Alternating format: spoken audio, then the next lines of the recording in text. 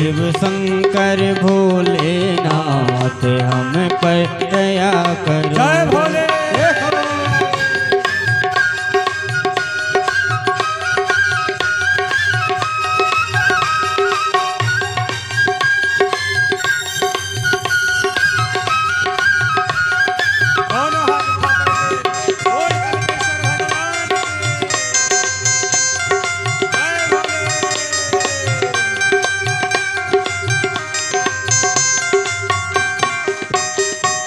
तीन नयन सुत कुंडल राजे, तीन नयन सुत,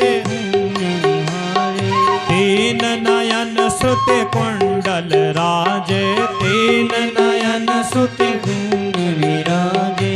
गौर वर्ण भव भूति विराजे, गौर वर्ण भव भूति विराजे। गल सर्पों का हार पर दया करो, गल सर्पों का हार पर दया करो।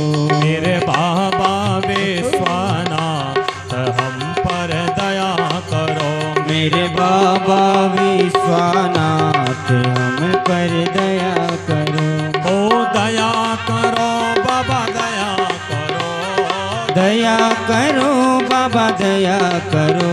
हाँ दया करो बाबा दया करो, ओ दया करो बाबा दया करो। ऐसे नहीं प्यारे, दोनों हाथ ऊपर उठाइए सभी, प्रेम से गाइए। शंकर भोलेनाथ हम पर दया करो, शिव शंकर भोलेनाथ हमें पर दया करो।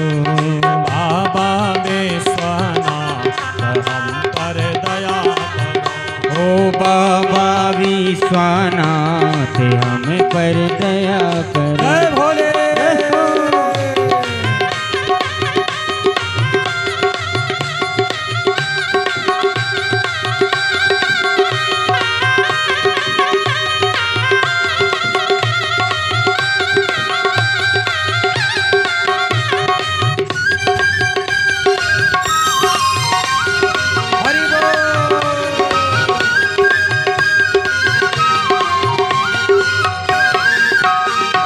तन बागंबर भस्म रमाए, तन बागंबर भस्म रमाए। तन बागंबर भस्म रमाए, तन बागंबर भस्म रमाए। दर दर बाबा अलख जगाए, ओ घर घर बाबा अलख जगाए। तन बागंबर भस्म रमाए, तन बागंबर भस्म रमाए। दर दर बाबा अलख जगाए, घर घर बाबा अलख जगाए। हाँ सबके बाबा, बाबा सबके तारण हाथ हम पर दया करो, बाबा सबके प्राण आधार हमें पर दया करो। शंकर भोले हरि हम पर दया करो, शिव शंकर भोलेनाथ हमें पर दोनों हाथ ऊपर उठा के करो। दया करो बाबा दया करो, हो दया करो बाबा दया करो। दया करो भोले दया करो, हो दया करो भोले दया करो। शिव शंकर जहो। शंकर भोलेनाथ हम पर दया करो, शिव शंकर भोलेनाथ हमें पर जय दया भोले। करो।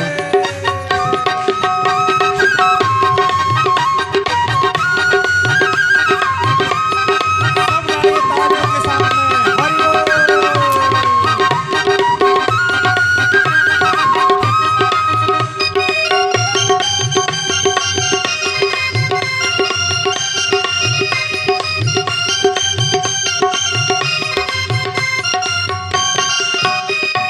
धर्म बैल के करे सवारी, वो धर्म बैल की करे सवारी। धर्म बैल के करे सवारी, धर्म बैल की करे सवारी।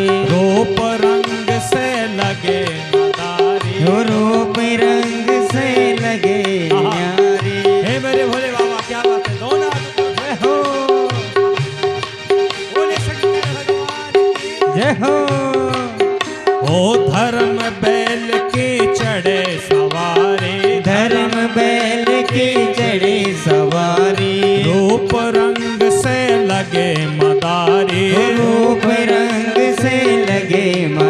मदारी रूप रंग से लगे मदारी रूप रंग से लगे मदारी सेवक सेवक हैं सौ हरी पर दया करो बाबा सेवक हैं गोमार बाबा दया करो ओ दया करो बाबा दया करो दया करो बाबा दया करो दया करो भोले दया करो दया करो बोल दया करो शिव शंकर शंकर भोलेनाथ हम पर दया करो शिव शंकर भोलेनाथ हम पर दया करो शिव शंकर भोलेनाथ हम पर दया करो शिव शंकर भोलेनाथ हम पर दया करो हो दया करो भोले दया करो हो दया करो बोले दया करो दया करो बाबा दया करो हो दया करो बाबा दया करो मेरे बाबा मेरे बाबा हरि मेरे बाबा नाथ हम पर दया करो मेरे बाबा बेसनाथ हम पर दया करो हो मेरे बाबा विश्वनाथ हम पर दया करो नमः शिवाय भोले नमः शिवाय नमः शिवाय बोले नमः शिवाय नमः शिवाय भोले नमः शिवाय ओ नमः शिवाय बोले नमः शिवाय नमः शिवाय भोले नमः शिवाय नमः शिवाय बोले नमः शिवाय ओ नमः शिवाय बाबा नमः शिवाय ओ नमः शिवाय बोले नमः शिवाय हर हर भोले नमः शिवाय ओ हरि हरि बोले नमः ओ शिवाय हर हर भोले नमः शिवाय ओ हरि हरि बोले नमः शिवाय भोले नमः शिवाय हर हर भोले नमः शिवाय नमः शिवाय भोले नमः शिवाय हर हर भोले नमः शिवाय हर हर भोले नमः शिवाय हर हर भोले नमः शिवाय नमः शिवाय भोले नमः शिवाय हर हर भोले नमः शिवाय हर हर भोले नमः शिवाय हर हर भोले नमः शिवाय डमरू धराय शिव डमरू धराय डमरू धराय शिव डमरू धराय कल्पेश्वराय भोले कल्पेश्वराय कल्पेश्वराय बोले कल्पेश्वराय कल्पेश्वराय भोले कल्पेश्वराय कल्पेश्वराय बोले कल्पेश्वराय डमरू धराय शिव डमरू धराय ओ डमरू धराय शिव डमरू ओ धराय डमरू धराय भोले डमरू धराय डमरू धराय बोले डमरू धराय हर हर भोले नमः शिवाय हर हर भोले नमः शिवाय भोले नमः शिवाय ओम नमः शिवाय हर हर बोले नमः शिवाय नमः शिवाय बोले नमः शिवाय हर हर बोले नमः शिवाय नमः शिवाय नमः शिवाय हर हर बोले नमः शिवाय हर हर भोले नमः शिवाय हर हर भोले नमः शिवाय हर हर भोले नमः शिवाय हर हर भोले नमः शिवाय हर हर भोले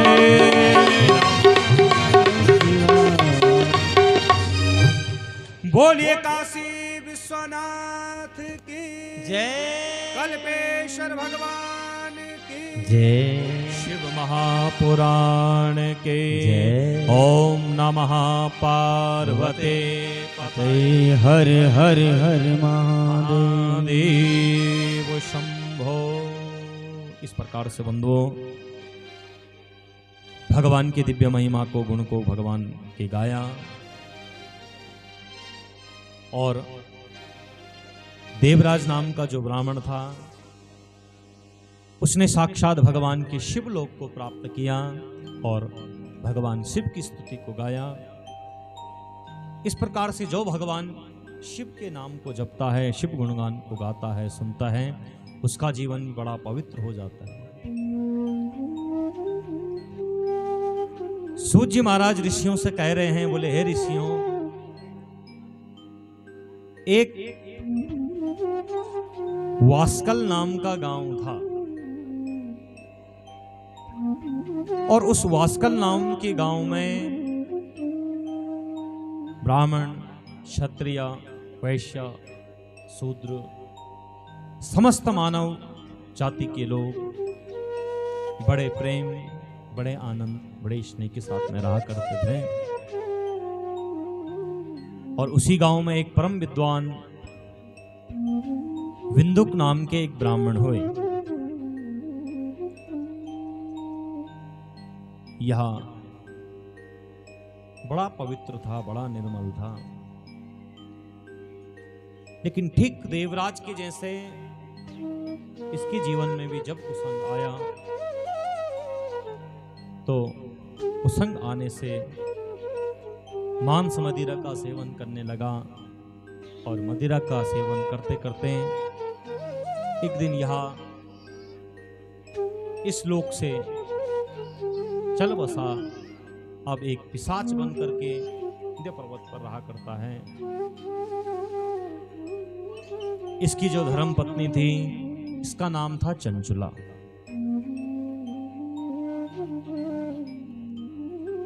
चंचुला यह जानती थी कि ये विंध्य पर्वत पर पिशाच बनकर रह रहा है। चंचुला अत्यंत दुखी होने लगी। धर्म पत्नी वह होती हैं कि परिवार पर जब कोई दुख विपदा आए, पति के जीवन में कोई दुख विपदा आए, तो उस समय अपने पति का साथ दे, उस समय पति के संग को ना छोड़े।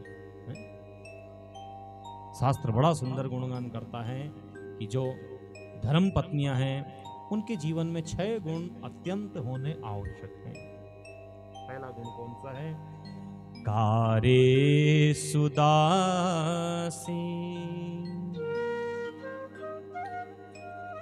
करणेषु मंत्री, रूपे च लक्ष्मी, क्षमया धरित्री, भोजे सुमाता, शयने सुरंभा, षट्कर्म योक्ता, कुल धर्म पत्नी। शास्त्र बड़ा सुंदर गुणगान करता है, वर्णन करता है।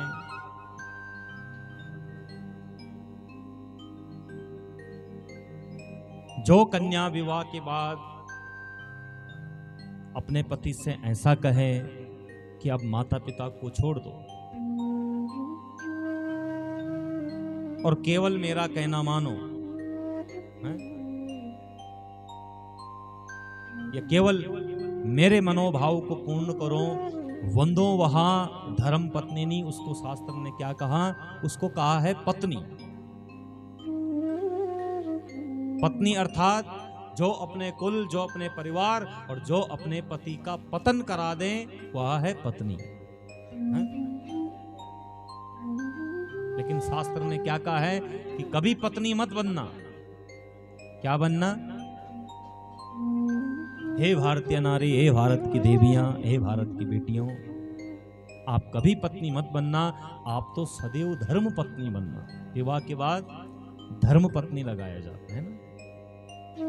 जब कोई श्रीमान अपना परिचय देता है तो क्या कहता है कि भैया मैं फलाने गांव का, मेरा नाम, मैं ये हूं और ये हमारी धर्म पत्नी है। तो धर्म पत्नी का मतलब जो अपने परिवार को, जो अपने कुल को, जो अपने पति को सदैव सत मार्ग की ओर प्रेरित करे, वही तो धर्म पत्नी है?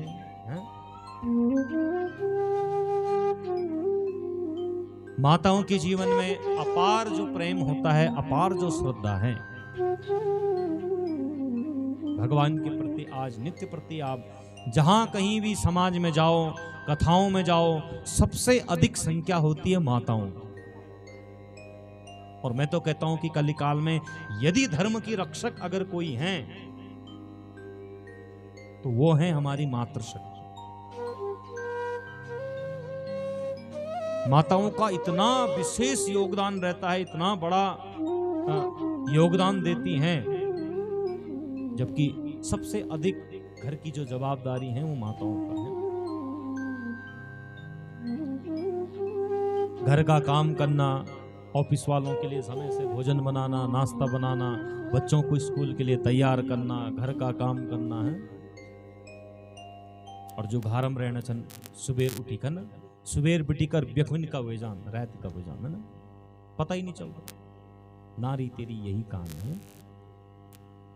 लेकिन फिर भी कहीं सत्संग हो, कहीं भजन हो, कहीं पूजा पाठ हो, कहीं रामलीला हो, सबसे पहले और ऐ की फिर घर को काम करना, और फिर रात्रि का समय में फिर भजन कीर्तन भी है ना, और सुबह फिर समय पर जाग जाना, सबसे पहली जगुन और सबसे देर में सोना।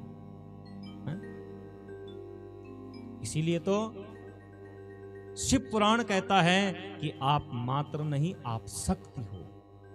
हाँ?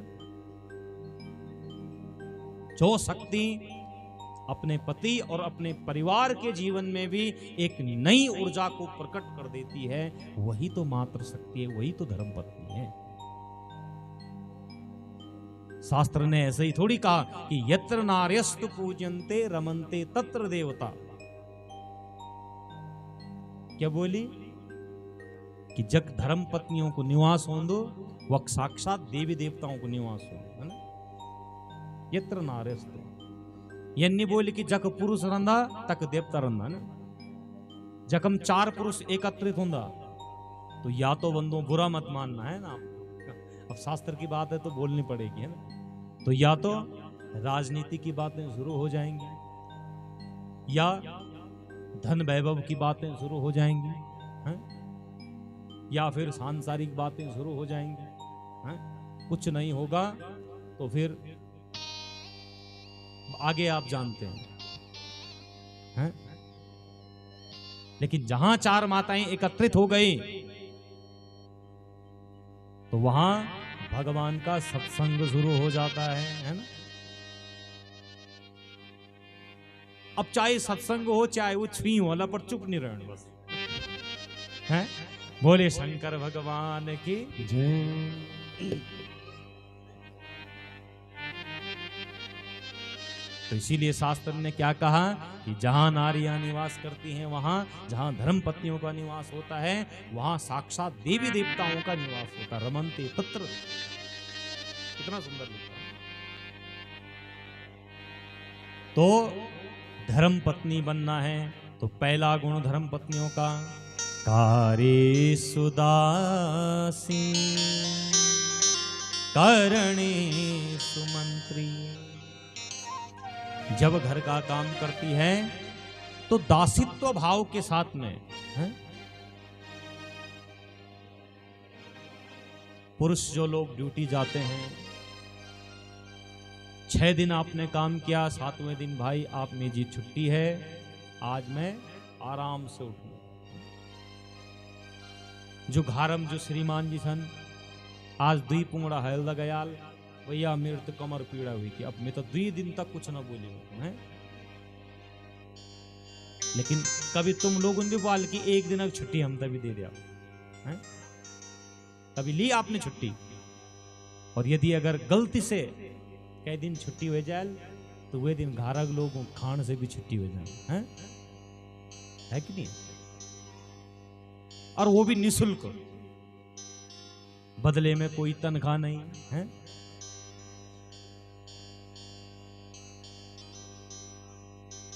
आज का समय तो ऐसा आ गया कि बिना धन का कुछ काम होता ही नहीं। अब तो ऐसा भी समय आ गया कि लोग अर्थी पर भी तब लग रहे हैं, पहले कह रहे हैं हमको कुछ दे दो भाई।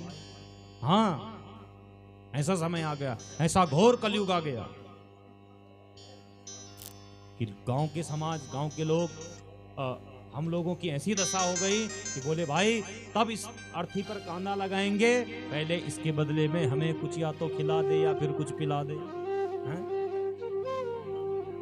कौन समय आयो, कैसा समय आयो। यही तो घोर कलयुग है, ये घोरे कलो प्रायुष जीवास्ता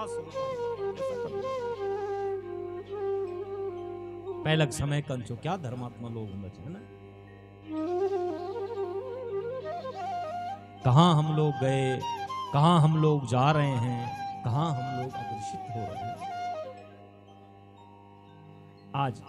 आज के बाद 10-15 वर्षों तक बंदों ये कथाएं भी जीवित रहेंगी, जब तक आप पुराने लोग हैं ना। और यदि अगर नई पीढ़ी हमारे ऐसे सत्कर्मों को नहीं देखेगी, नई पीढ़ी ऐसा सत्कर्म नहीं करेगी, तो एक दिन धीरे धीरे धीरे धीरे ये सब बंद हो जाएगा, है ना। क्योंकि नई पीढ़ी तक तो यन भी पता नहीं जो कि दुबुल कह कौन बोलदा ना कौन जो कह कौन बोलदा। हाँ, जो नई युवा पीढ़ी है, जो अपने आप को पढ़ा लिखा मानती है, जरा कह कौन इनवाल ना कि दुबुल लाया तो न जाने क्या क्या घास टीपी ले जाऊं। तो जब हमसे दुबुल अकर कुंज की पहचान नहीं होने, तो धर्म को कहां से बचाओगे आप। धर्म बहुत बड़ी बात है बंधु। ये कथा सत्संग इनको बचाना, इनकी रक्षा करना तो बहुत बड़ी बात है?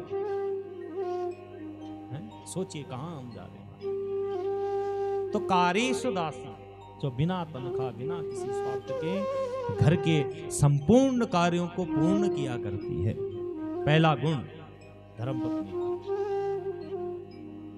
दूसरा गुण कौन सा है? करणेषु मंत्री।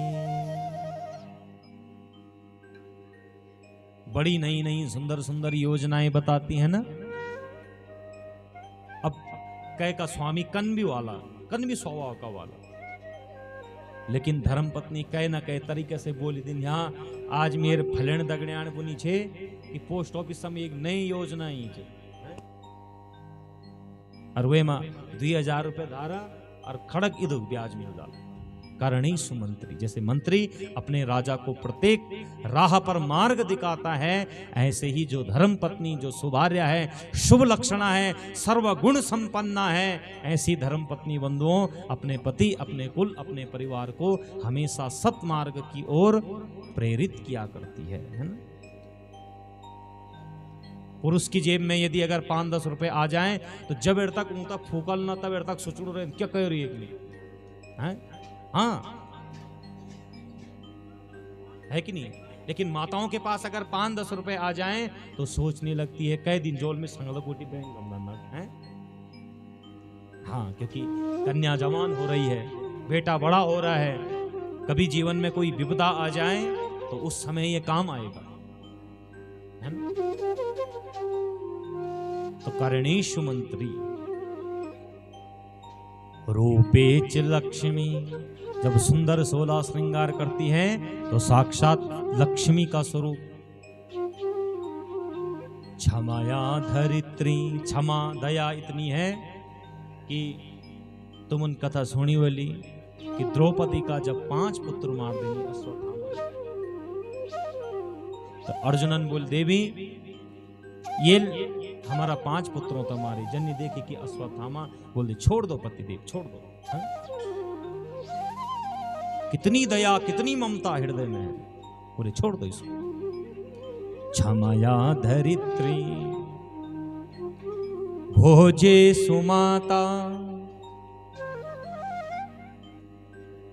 जब भोजन कराएं तो बंधुओं पत्नी का जो स्वरूप होता है वो साक्षात मां का स्वरूप होता है ना।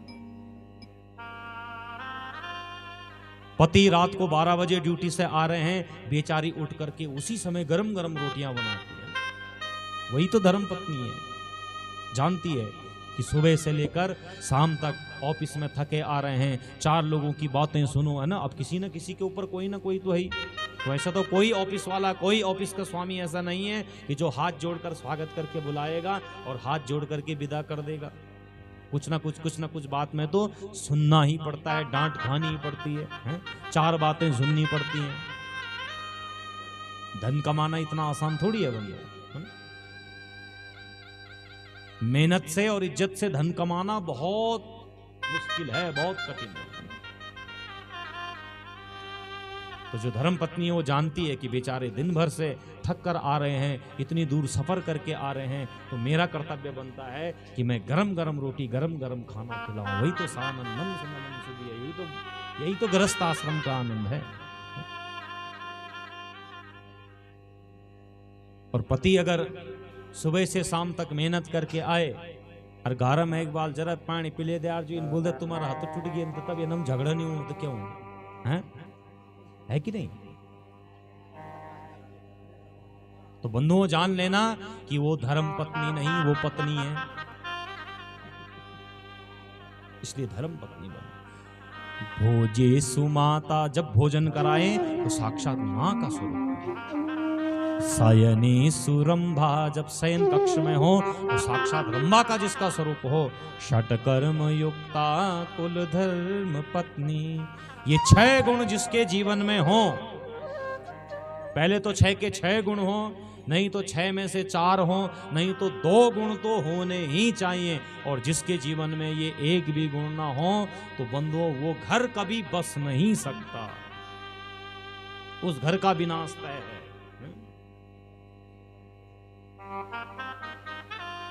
आज के समाज में आप देखो छोटी छोटी बातों में झगड़ा हो जाता है, छोटी छोटी बातों में कलह उत्पन्न हो जाती है। क्यों? क्योंकि सहनशीलता जीवन में नहीं है, धैर्य जीवन में नहीं है। और नारी के जीवन में यदि अगर धैर्य नहीं है तो वो जीवन बेकार हो जाता है। संतों के जीवन में धैर्य, संत लोग, ऐसा नहीं है कि हर जगह संतों का ब्राह्मणों का लोग मान सम्मान नहीं करते हैं। कभी कभी समाज ऐसी बातें बोल देता है, ऐसा अपशब्द बोल देता है कि बंधुओं बहुत बुरा लगता है, लेकिन उस वचन को घूटना पड़ता है। संत बनना इतना आसान थोड़ी नहीं है, बहुत कठिन है बंधुओं। खोद खाद धरती दिए, सब कुछ देखते ही खुद जाए। कुटिल वचन साधु सहे, सबसे सहा न जाए। माताओं को, संतों को और ब्राह्मणों को हमेशा समाज की निंदा सुननी पड़ती है। अच्छा लाख अच्छा करने के बाद भी यदि अगर एक त्रुटि हो जाए, एक गलती हो जाए, तो समाज सबसे पहले इन पर प्रहार करना शुरू कर देता है। इनका जीवन बहुत कठिन होता है ना। संत बनना इतना आसान नहीं है, माताओं का जीवन इतना आसान नहीं है, ब्राह्मणों का जीवन इतना आसान नहीं है, या जो लोग समाज हित में काम करते हैं उनका जीवन इतना आसान नहीं है। पहले इस जगत की गालियां खानी पड़ती हैं, अनेक प्रकार के कटु वचन सुनने पड़ते हैं, तब जाकर समाज का कल्याण ऐसे ही नहीं होता। क्योंकि समाज को अच्छे और बुरे का ज्ञान नहीं है, ना पहले था और ना आज है।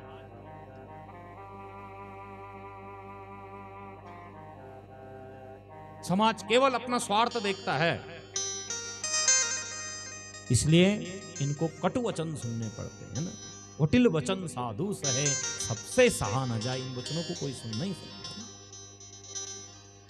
तो ये 6 गुण जिसके जीवन में हो वह साक्षात धर्म पत्नी है। अब इधर जब बंधुओं यह विंदु पिशाच योनि में चला गया तो चंचला को बड़ा कष्ट होने लगा।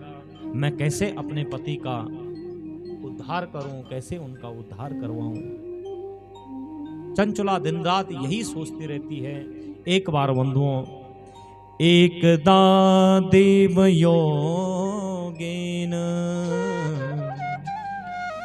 संप्राप्ते पुण्य पर्वणि